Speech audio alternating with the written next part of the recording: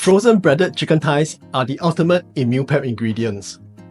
They aren't just convenient, they are your secret weapon in creating restaurant quality meals in just minutes. Today, I'll show you how to transform these frozen gems into 3 incredible dishes.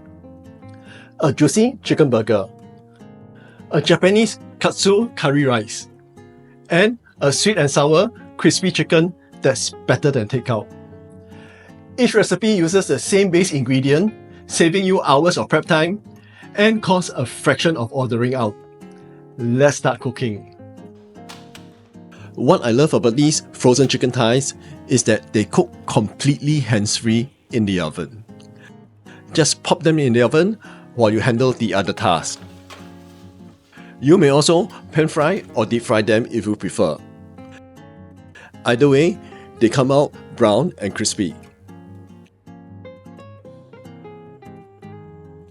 Let's start off with a deliciously easy chicken burger.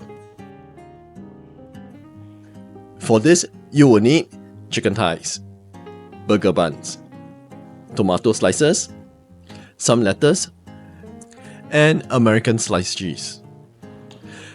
Let's start by making the sauce.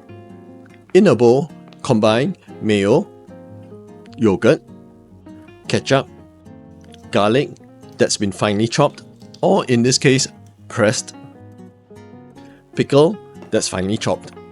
You may leave the pickle out if you do not have or do not like pickles.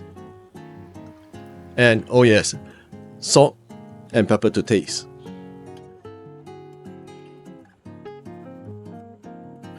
Once the chicken is ready, it's just a matter of assembling the burger. Spread the burger sauce onto both sides of the bun. Layer on the cheese, the chicken, tomatoes, lettuce.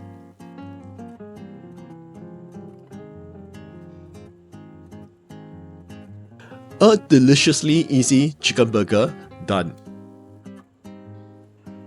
Japanese Chicken Katsu Curry. These are Japanese curry cubes. They come in a box like this. They have a mild to spicy version, but the spicy version is actually not too spicy.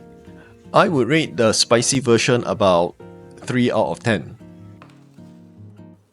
For this dish, you will need chicken thighs, rice, Japanese curry cubes, onions that's been sliced, potatoes that's been peeled and cut into small chunks, carrots that has been peeled and cut into small pieces, water.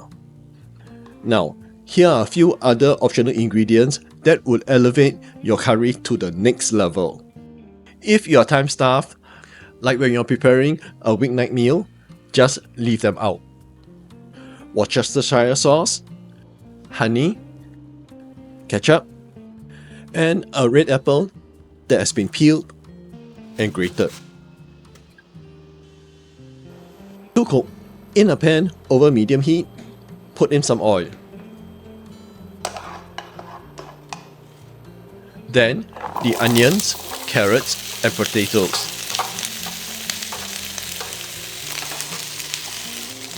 Fry all this for about 5 minutes till the onions are a little translucent. Add in your water or stock.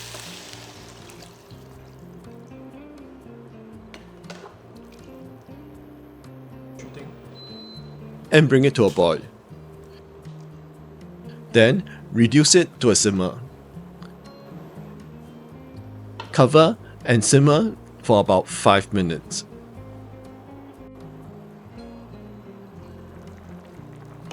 After 5 minutes, add in the other ingredients if you are using them.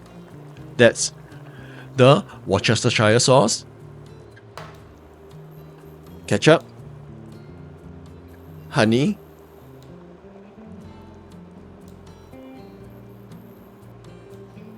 red apple.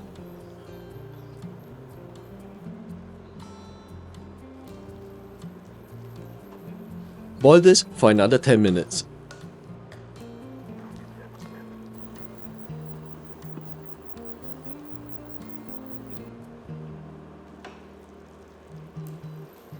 Then check that the potatoes are done.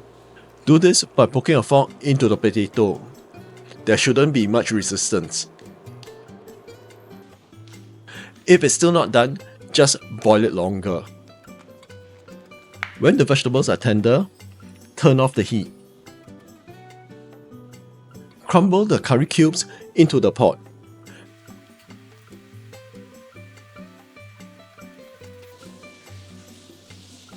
Then stir the pot till all the curry cubes are dissolved. Be gentle because you don't want to end up with curried mashed potatoes. When the curry cubes are dissolved, the curry will have thickened by quite a bit. In fact, mine is a bit too thick and I'm going to add some water to thin it out.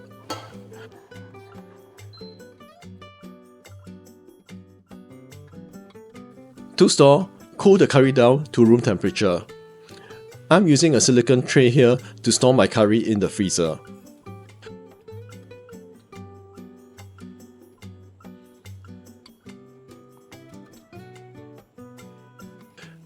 Freeze the curry overnight till it becomes a solid cube.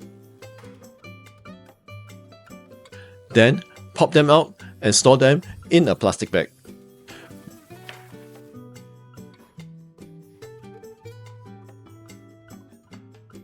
When you're craving for Japanese curry, it's just a matter of defrosting it in your microwave to have your Japanese Chicken Katsu Curry. To serve, get yourself a bowl of rice.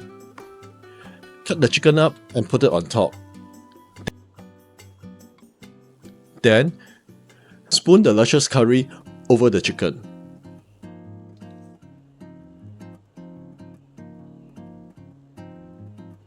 Japanese Chicken Katsu Curry, done. Next, let's make crispy chicken with sweet and sour sauce. For this, you'll need chicken thighs, mixed vegetables, rice.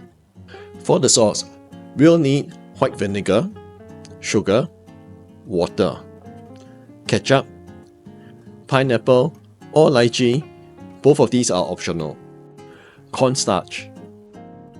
To cook, let's first make the cornstarch slurry by combining the cornstarch with water. Stir till the corn flour dissolves.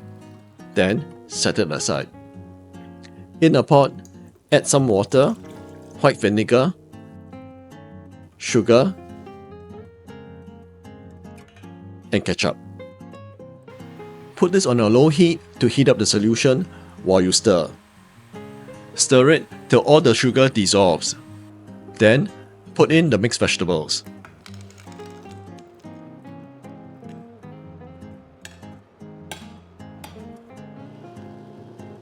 And bring all this to a boil. When it's boiling, turn off the heat. Then, give your cornstarch slurry a good stir. That's because the cornstarch would have settled to the bottom of the bowl by now. Pour about half of the cornstarch slurry into the mixture. Bring it back to a low boil while you stir constantly. The mixture should thicken up when the sauce begins to boil. If it's not thick enough, add in the rest of your cornstarch slurry. Then turn off the heat. Add in the pineapple or the lychees if you're using them. To serve, cut up the chicken, put it on rice, and spoon the sauce over the chicken. I've added some green romaine lettuce here because we need our vegetables.